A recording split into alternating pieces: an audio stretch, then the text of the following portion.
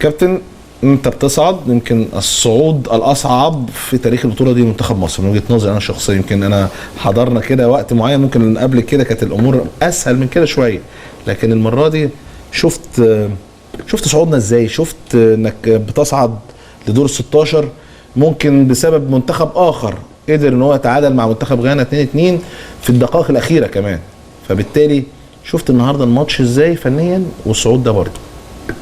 اولا عمر مصر ما حصل فيها كده. انت على مدار تاريخك وعمرك شفت كده؟ انا بقول لك الاصعب بالنسبه لنا ما شفناش كده، ما شفناش ان انت بتوصل باقدام الاخرين، واخد بالك؟ ده غير ان انت مفرط من البدايه، من اول ماتش موزمبيق وماتش غانا وماتش النهارده، مفرط في لعيبه تصنع لك الحلول وتكسبك باقل مجهود. بس انت طول ما في ظلم وفي مجاملات ربنا مش هيكرم. اهو احنا وصلنا بقول لك باقدام الاخرين، دي رقم واحد. انت ايه اللي عملته النهارده لما نزلت تريزيجيه من الماتش اللي فات يقعد؟ بالله عليك.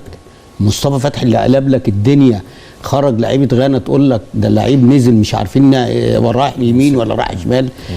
ما انت ضيعت، اديهم النهارده من البدايه، اكسب يا عم وبعد كده امن، وبعد كده ارجع للخطه الدفاعيه بتاعتك ولا الطريقه الدفاعيه. وانت اللي عندك النهارده خطه دفاعيه، كان في خطه دفاعيه، هو كان في هجوميه اصلا. ما انت انا بقول لك العب بالحلول دي، مصطفى فتحي وتريزيجيه وعندك مرموش من بدايه المباراه تكسب. تكسب. انت منزل مصطفى فتحي في الدقيقه 82 يا فاروق، هتكسب امتى؟ بالله عليك في الشويه دول انتاجه مش احسن من زيزو في النهارده ومرموش. مش مرموش ده اللي الناس طلعت بيه السما الماتش اللي فات وي ده جون الراجل بيرجعها غلطه خدها، يعني لو ما جابهاش ده لازم كان يتحاكم. احنا بنتكلم على مجهود، راجل بيعمل مجهود، مش مجهود. الكوره جايه راجعه لك غلط وانت والجون مش عايز تجيبها وجاي بسرعتك، واخد بالك؟ فماشي. الناس عماله تقول لك لما صلاح طلع الملعب فك، طب ما فكش ليه النهارده؟ كان ممكن يفك لو هو بدا بتريزيجيه ومصطفى فتحي ومرموش في وسط الملعب. كان ممكن يفك مع اتنين في نص الملعب. انا مش شايف بصراحه دور لحمدي فتحي. يعني حمدي فتحي انت عارف انا بحبه قد ايه، بس في البطوله دي تايه ليه مش عارف. كان يبقى امام عاشور وعندك مروان، العب اتنين ديفندرات ثابتين، اللي بيعمل التحرك من نص الملعب لل 18 خليه امام يعمل الكثافه العاديه مع مرموش ومع مصطفى. من دول موجودين كابتن كان منتخب راس الاخضر واخد نص ملعب برضه. ليه؟ انت عارف ليه؟ لان هم بيلعبوك باقل مجهود، ده ناقصين 8 يا فاروق.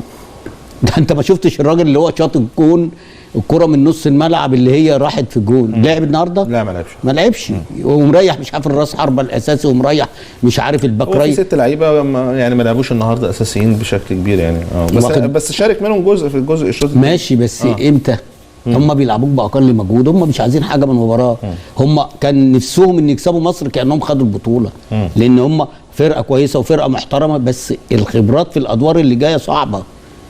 لان لما هيلعبوا فرق مصنفه بجد هيتعبوا. هيتعبوهم وكل حاجه، بس مش دي اللي هي توصل النهائي، مع انها فرقه كره محترمه. الخبرات هنا، الخبرات يعني هم كام نسمه؟ 600,000 يعني ما طلعتش بس حالا دلوقتي يا كابتن 600,000 نسمه. تخيل بقى يطلعوا 11 لعيب، يعني قد بالظبط قد قول لي يا كابتن اتفضل. 600,000 تقريبا. 600,000 واحنا كام مليون؟ يعني هم قد الفيوم برضه يعني كده. قد الفيوم ايه؟ ده هي كبلد يعني. لا ده قد الياسمين، قد الكومباوند بتاع الياسمين، او اللي جنب الياسمين اللي قصادك اسمه الرحاب. الرحاب يعني قد الرحاب. 600,000 دول هتلاقيهم في الرحاب، هتلاقيهم في الياسمين، هتلاقيهم في البنفسي. واخد بال حضرتك؟ عيب والله العظيم، عيب لما يعملوا فرقه زي دي واحنا عندنا 120 مليون. لان المجاملات بقى لازم تنتهي. خلاص بقى كفايه، زهقنا واتخنقنا. احنا كنا والمصحف كنا هنموت النهارده. والمصحف ابو الدهب اللي هو يعني اعصابه في الثلاجه النهارده بقى عمال يضرب كف على كف. انت والله. تضرب على الكف على كف، اسلام بيضرب كف على كف. بص الناس بتفرح يا كابتن والله. ايوه يعني ده انت شايف انت ايام الكابتن حسن بتبقى قاعد رجل على رجل، حتى لو خسران هتكسب يا فاروق. احنا بصراحه لا، لازم المنظومه تتعدل. ابوس ايديكوا، كفايه مجاملات. مجاملات فيها يا كابتن، ما هو برضه يعني ما احنا لعيبة كل ما نقول أحسن الكلام ده لعيبة ترجع. موجودة. مين احسن لعيبه؟ مين؟ انت تعالى بتجيب تعالى، لا تعالى بس، تعالى بس، انت عايز تعالى. تحط مين؟ طب قول لي الزياده لا، عن دول. إيه، ولا بص. دول اصلا عايز تشيلهم اصلا كلهم؟ لا، في ناس ما تلعبش حق ربنا. يعني انت مثلا تعالى، محمد الشناوي ماشي، احمد الشناوي لا، محمد صبحي لا، ابو جبل ماشي، في عندك محمد بسام يجي، في عندك محمد عواد يجي، في عندك البلعوطي يجي.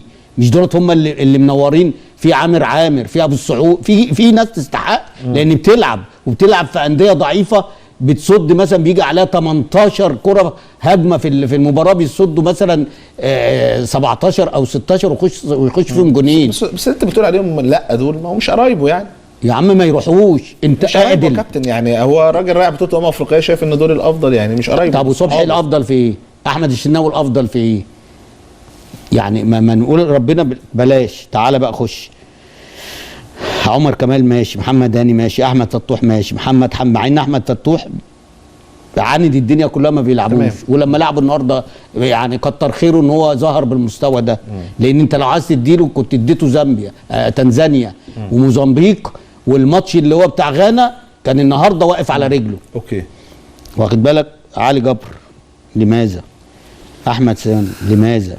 احمد حجازي لماذا؟ ياسر ابراهيم ده ما بيلعبش ليه؟ مروان ما بدأش ليه من اول البطوله؟ محمود حماده لماذا؟ حمدي فتحي ماشي، امام ماشي، بس هنا بقى كنت لازم تجيب كمان حسين الشحات. طالما جبت امام سيبك طارق اعتزل واعلن اعتزاله خلاص عشان يبقى في عدل. تمام. انت جبت امام، لا، اللي شايل النادي الاهلي حسين الشحات، والناحيه الثانيه بيرسي تاو بيلعب فين؟ يستحق قصدك يعني. ايوه بيرسي تاو بيلعب فين؟ يعني ده حسين اخطر منه، وهو اللي عامل الشكل وعامل كل البطولات اللي فاتت للنادي الاهلي. واخد بالك؟ محمد النني لماذا؟ ماشي، مهند احمد زيزو ماشي، مصطفى فتحي ماشي، مرموش ماشي. واخد بالك؟ محمد صلاح طبعا ماشي، مصطفى محمد ماشي. واخد بالك؟